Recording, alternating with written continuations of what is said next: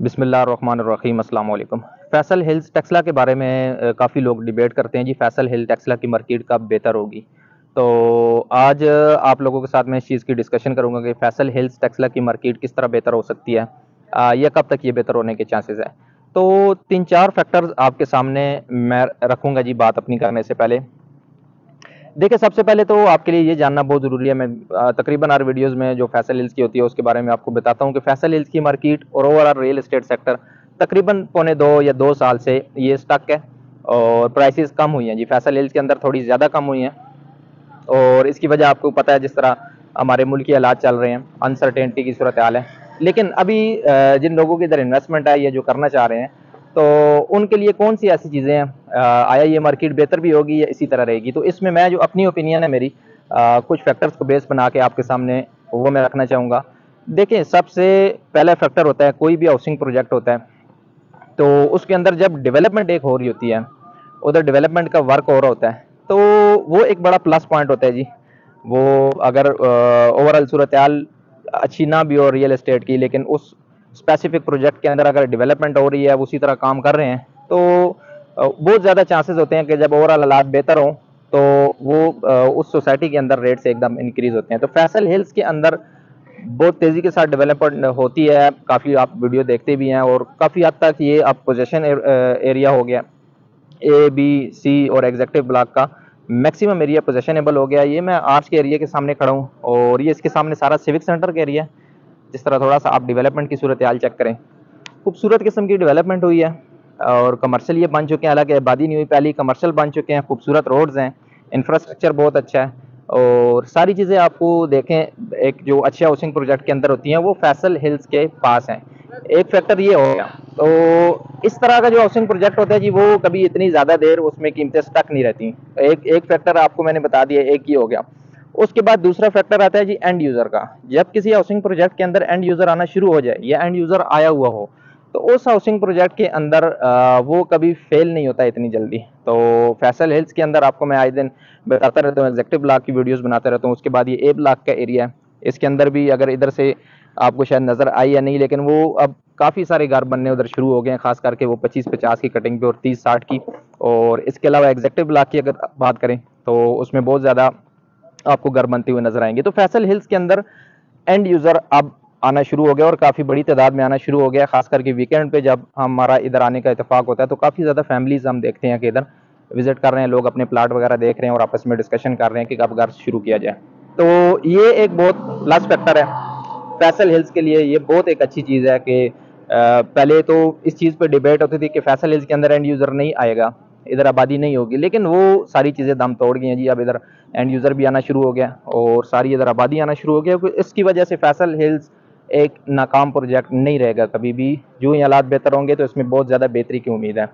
तीसरा फैक्टर अगर आपके साथ मैं शेयर करूं तो वो है जी मरगला रोड का ब्रेक थ्रू।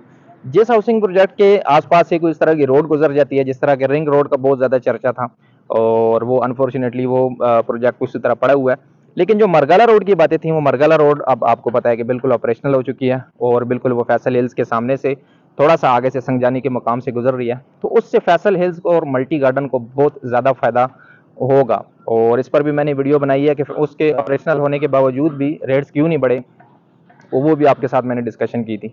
तो ये मरगला रोड का फैक्टर है, बहुत बड़ा फैक्टर है जी। ये बहुत बड़ा ब्रेक थ्रू है इस्लामाबाद के, तकरीबन फासले सिमट गए हैं, इधर से 10-12 मिनट की दूरी पे ये आपका फैसल हिल्स रह गया और इधर से उसकी वजह से इस्लामाबाद के लोगों के लिए ये दोनों हाउसिंग प्रोजेक्ट, चाहे वो मल्टी गार्डन B17 है या फैसल हिल्स है, बहुत ज़्यादा इनमें अट्रैक्शन पैदा हो गया जी। लोग बजाय इस्लामाबाद में महंगा प्लाट लेने के इधर फैसल हिल्स की तरफ मूव कर रहे हैं। तो आप ये कह सकते हैं कि इस्लामाबाद आहिस्ता आहिस्ता इस साइड पे मूव कर रहा है, B17 और फैसल हिल्स वाली साइड।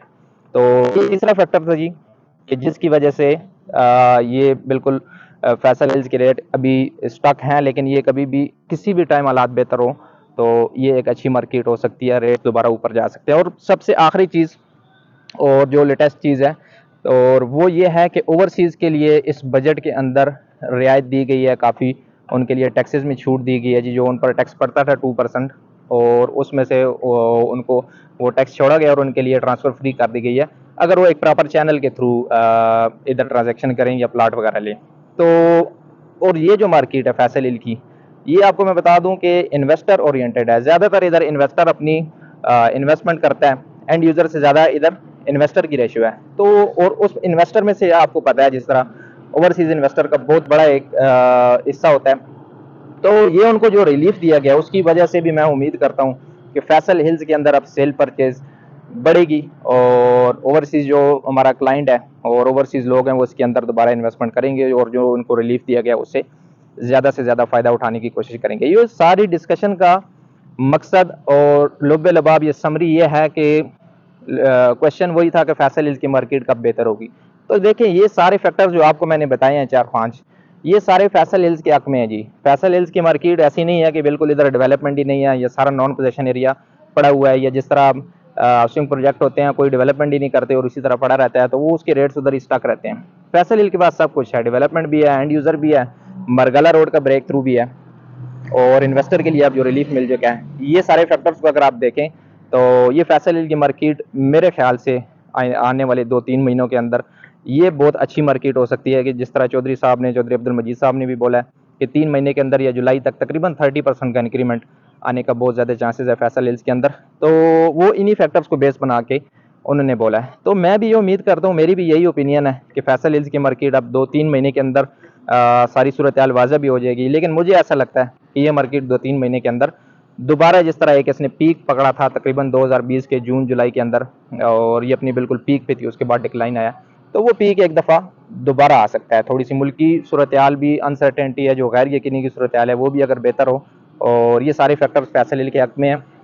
इधर अगर आपकी इन्वेस्टमेंट है या आपका करने का इरादा है तो ये बहुत अच्छा प्रोजेक्ट है जी। इस्लामाबाद के बिल्कुल ये अंदर आ गया, और इन सारी फैक्टर्स को आप अगर सामने रखें तो बिल्कुल इस हाउसिंग प्रोजेक्ट के अंदर फैसल हिल्स टेक्सला के अंदर और मल्टी गार्डन B17 के अंदर बिल्कुल पोटेंशियल है। और मेरा ख्याल है तकरीबन 2 से 3 महीने अगले आने वाले ये बहुत इंपॉर्टेंट है, और ये डिसाइड करेंगे कि इस प्रोजेक्ट का क्या फ्यूचर है। तो ये थी मेरी ओपिनियन जो आपके साथ मैंने शेयर कर दी। बहुत ज़्यादा इस चीज़ पे डिबेट होती है, और इन दिनों भी हो रही है कि फैसल हिल की मार्केट कब बेहतर होगी। तो जो मेरा पॉइंट ऑफ व्यू था आपके साथ मैंने शेयर कर दिया।